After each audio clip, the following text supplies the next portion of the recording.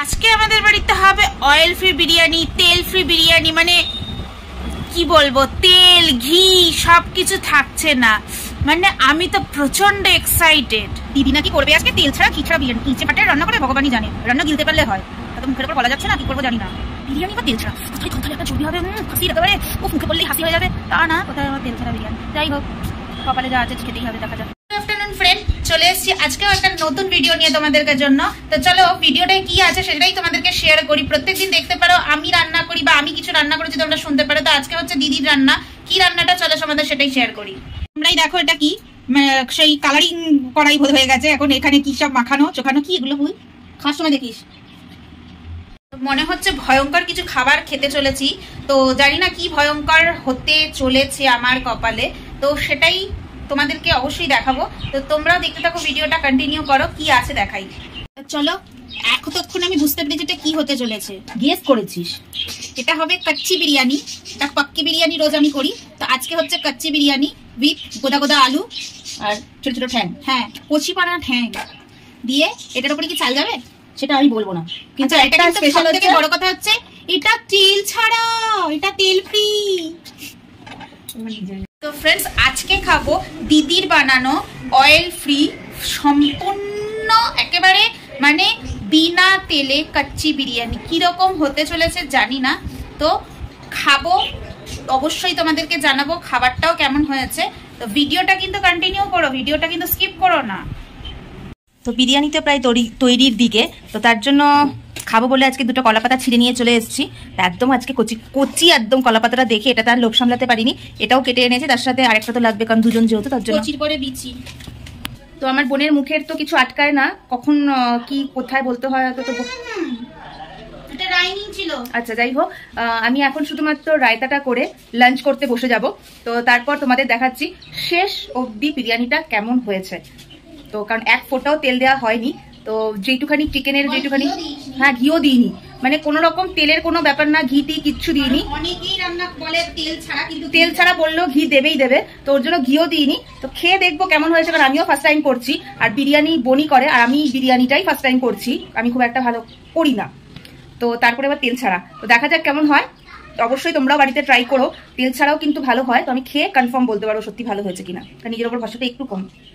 তো চলো, সেই প্রতীক্ষিত দিদির বানানো বিরিয়ানি, অয়েল ফ্রি বিরিয়ানি একদম রেডি। আর এখানে রয়েছে রায়তা, তো দুটো কলাপাতায় সাজানো হয়ে গেছে। এবার হামলার পালা। তো এবার চলো আমি খেয়ে বলি রিভিউ। আমি বলবো তোমরাও একবার বাড়িতে ট্রাই করো। দিদি ফার্স্ট টাইম বানিয়েছে, রেসিপি দরকার হলে কমেন্টসে জানাবে, আমি রেসিপি শেয়ার করে দেবো। খুব ভালো হয়েছে। আমি ভালো খাচ্ছি মানে এটুকু শর্ট থেকেও খারাপ হয়নি, জিনিসটা বেশ ভালো হয়েছে। স্বাভাবিক ঘি পড়বে না, তার ঘিয়ের তো একটা আলাদা ব্যাপার আছেই না। লঙ্কা নিলাম, বেশ ভালো হয়েছে, বেশ ভালো। আমি এখন মজা করে উপভোগ করি। একটু আলুটা ভেঙে একটু রায়তা নিয়ে নিয়েছি, মানে সবই হর্টিকালচার হয়ে রয়েছে। চিকেনটা কি হয়েছে বস, একেবারে চাকা চাকা। আমি একটু পাট খুলে দিই কিনে, একটু চিকেন নিয়ে নিলাম, আর হচ্ছে একটু কাঁচা লঙ্কা, পুরো মালটাকে একসাথে নিয়ে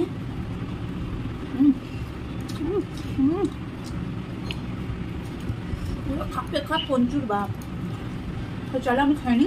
তো ফ্রেন্ডস, আজকে তোমাদের সাথে শেয়ার করলাম দিদির বানানোর বিরিয়ানি, মানে বিনা তেল বিনা ঘি, মানে সবই বিনা তে কিভাবে বানিয়েছে।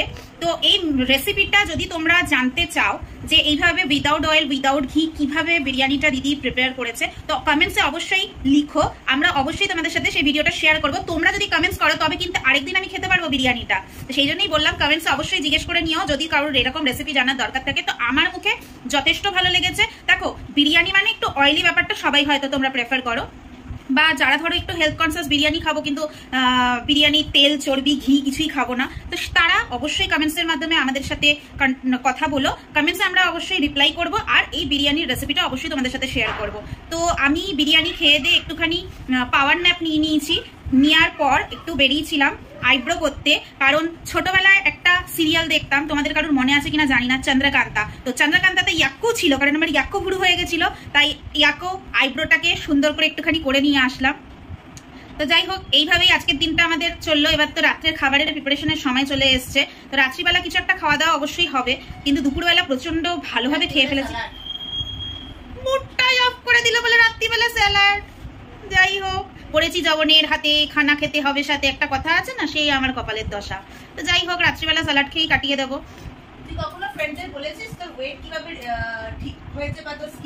আমাকে কেউ জিজ্ঞাসাই করো না তোমরা আমার ওয়েট কত হয়েছে, বা আমি কমেছি না বেড়েছি না রোগা হয়েছি, কিচ্ছু জিজ্ঞাসা করো না। কি বলবো, মনের দুঃখে কিছু বলতেও পারি না তোমাদের। তো যাই হোক, এইভাবেই আজকে দিনটা কেটে গেল। তো আমাদের এই ভিডিওটা তোমাদের যদি ভালো লেগে থাকে বন্ধুরা, অবশ্যই লাইক শেয়ার করবে, আর চ্যানেলটা সাবস্ক্রাইব করে দিও যদি সাবস্ক্রাইব করা না থাকে। আর আমাদের সাথে এইভাবেই তোমরা পাশে থেকো, আরো সুন্দর সুন্দর নতুন নতুন ভিডিও তোমাদের দেওয়ার জন্য আমরা অপেক্ষায় থাকলাম। চলে আজকের মতন টাটা।